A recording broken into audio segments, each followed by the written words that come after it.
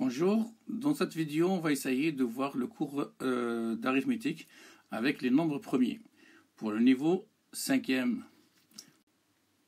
Pour cela, on va commencer par les diviseurs d'un entier. Ça veut dire un petit rappel de ce qu'on a déjà vu en 6e. Si je prends deux nombres A et B étant deux nombres entiers naturels non nuls, bien sûr, on va dire que si A est égal à B fois C, avec C un entier, alors on peut dire que B est un diviseur de A. La même chose, on peut dire que C est un diviseur de A. On peut dire aussi que A est divisible par B et elle est aussi divisible par C. Et on peut dire aussi que A est un multiple de B. A, normalement ici, est un multiple de B et de C. Exemple, 12 est égal à 3 fois 4, donc 12 est un multiple de 3 et de 4. 3 et 4 sont des divisibles de 12. On va commencer maintenant avec les critères de divisibilité. C'est un rappel. Les critères de divisibilité sont vus en 6e. Les règles à connaître. Un nombre est divisible par 2. Quand est-ce qu'un nombre est divisible par 2? S'il se termine par 0, 2, 4, 6 et 8. Ça veut dire son chiffre des unités, c'est un de ces 5 chiffres. Exemple, 28 est divisible par 2. 100 est divisible par 2. 94 est divisible par 2. Un nombre est divisible par 4. Quand est-ce qu'un nombre est divisible par 4? Lorsque le nombre formé par son chiffre des dizaines et son chiffre des unités est divisible par 4. Donc on va prendre les deux derniers chiffres. Ici par exemple 1924, on va prendre les deux derniers. 24. 24 est divisible par 4. Donc 1924 est un nombre divisible par 4. On passe maintenant comment un nombre est divisible par 5.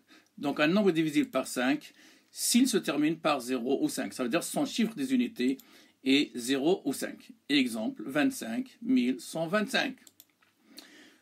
Maintenant, un nombre, quand est-ce qu'il est divisible par 3?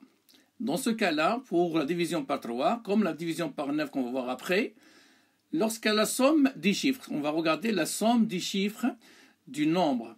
Si elle est divisible par 3, alors tout le nombre sera divisible par 3. Exemple, 456. On va faire quoi? On va additionner le 4 plus 5 plus 6. Ça fait 15. 15 est divisible par 3, donc 456 est bien divisible par 3. Et c'est la même chose pour le 9. On va faire la somme des chiffres. Et donc, si on fait la somme, ça fait 18. 18 divisible par 9, donc tout le nombre est divisible par 9. Maintenant, on va parler des nombres premiers. Qu'est-ce que c'est qu'un nombre premier? Un nombre premier, s'il possède seulement deux diviseurs uniques, c'est 1 et le nombre lui-même. Ça veut dire qu'on ne peut pas le diviser par un autre nombre, que par 1 ou bien par lui-même. Il y a bien sûr une infinité de nombres premiers.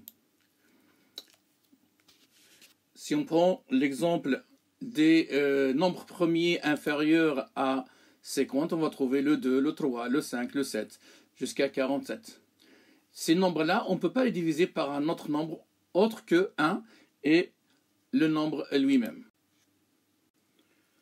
Maintenant, on a deux remarques. Le 2 est le seul nombre premier pair. Sinon, tous les nombres pairs, normalement, vont être divisibles par 2. Donc, ils ne seront pas premiers. Et aussi, il n'y a pas de nombre premier qui se termine par 0 ou 5, sauf le 5 lui-même. Il n'y a que le 5 qui se termine par 5. Il n'y a pas un autre nombre qui se termine par 0. Ils sont divisibles par 10 ou bien par 5. On va voir maintenant la décomposition en facteurs premiers. C'est quoi ça?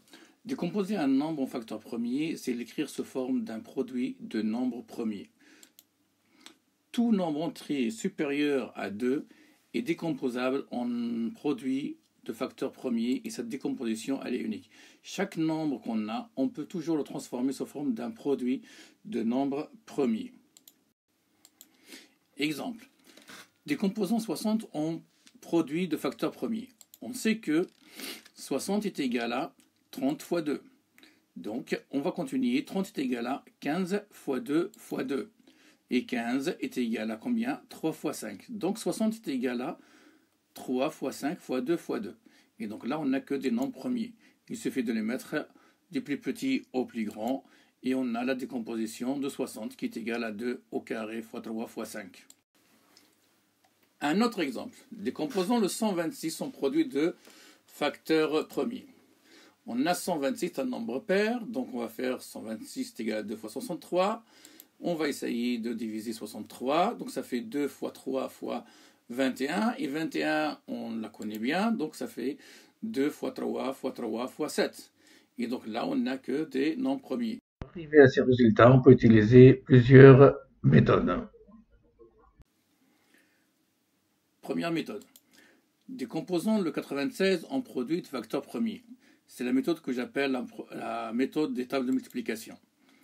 96 est égal à 48 fois 2. Et on va essayer de regarder le 48. 48, lui, est égal à 6 fois 8. Donc on connaît les tables de multiplication, c'est facile. Le 6, on sait à quoi est égal. Le 8, on sait à quoi est égal. Donc 96 est égal à 2 fois 6 fois 8, au lieu de 48. On remplace le 6 et le 8 par 2 fois 3 et le 8 par 2 fois 4. Et puis après, 4 est égal à 2 fois 2. Donc 96 est égal à 2 fois 2 fois 3 fois 2 fois 2 fois 2. Et on les met du plus petit au plus grand. Donc on aura 96 est égal à 2 à la puissance 5 fois 3. Voilà la décomposition de 96. Deuxième méthode. Dans cette méthode, on va utiliser les divisions. Décomposons le 252. Donc ici, 252 est pair, donc on va pouvoir le diviser par 2. Si on divise par 2, ça nous donnera 126. Donc à ce moment-là, on va regarder le résultat qu'on a obtenu, on va essayer de le diviser. C'est pourquoi on l'appelle la méthode des divisions. À chaque fois, le résultat obtenu, on va le diviser jusqu'à ce qu'on trouve un résultat qui est égal à 1. 126 divisé par 2, ça fait 63. Seulement 63 n'est pas pair, donc on va voir le 3. 63 divisé par 3, ça fait 21. Et on va continuer. 21, on va le diviser encore une deuxième fois par 3. Ça nous donne 7. Et 7, on ne peut pas le diviser par 2, 3 et 5. Donc on le divise par 7. Ça donne 1, on s'arrête. On peut faire comme ça, on peut faire de la deuxième méthode. Comme si on fait directement les divisions. 252 divisé par 2. Voilà. On a fait 252 divisé par 2. Le résultat, il est là. 226, on le divise par 2. Et on continue à faire les divisions. Les nombres qu'on obtient ici, ce sont les nombres qui vont être multipliés par eux. Une fois on a trouvé 7, c'est 7, on s'arrête. Parce que 7 divisé par 7, ça fait 1. Et donc, la décomposition de 252, ça va être quoi? 2 fois 2 fois 3 fois 3 fois 7. Et après, on met en sous forme de puissance pour simplifier. Et on a terminé la décomposition. Voilà pour le résultat. Et maintenant, il suffit de faire des arrêts sur la vidéo pour essayer de bien revoir les choses et apprendre à décomposer et à chercher les nombres premiers. Merci, au revoir.